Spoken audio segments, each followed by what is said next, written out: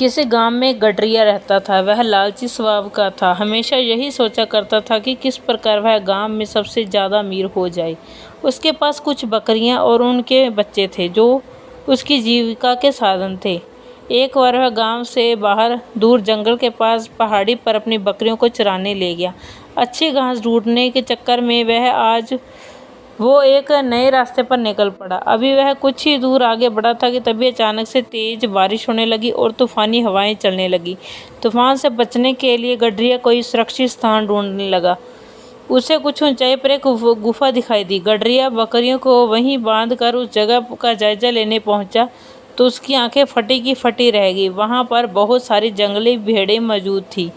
मोटी तगड़ी भेड़ों को देखकर गडरिया को लालच आ गया। उसने सोचा कि अगर ये भेड़ें मेरी हो जाएं तो मैं गांव में सबसे अमीर हो जाऊंगा। इतनी अच्छी और इतनी ज़्यादा भेड़ें तो आसपास के कई गांवों में किसी के पास भी नहीं है। उसने मन ही मन सोचा, मौका अच्छा है, मैं कुछ ही देर में उन्हें अपना बहला फुसलाकर अपना बना लूँगा, फिर उन्हें अपने साथ गाँव लेकर जाऊँगा।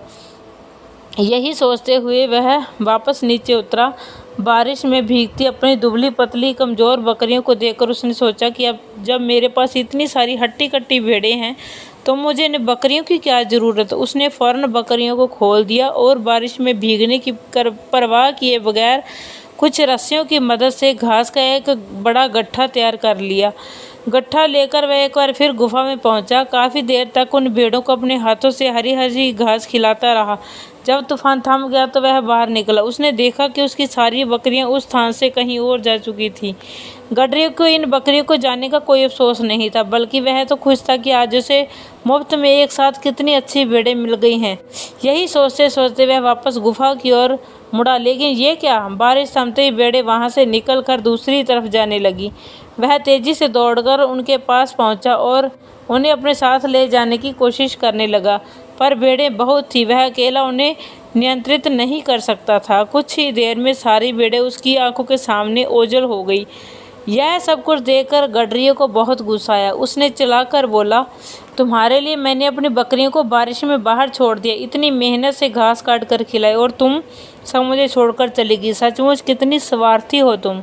गडरिया बेदवास होकर वहीं पर बैठ गया। गुस्सा शांत होने पर उसे समझ आया कि दरअसल स्वार्थी वो भेड़ें नहीं बल्कि वो खुद है, जिसने भेड़ों के लालच में आकर अपनी बकरियां भी खो दी। कहानी से सीख।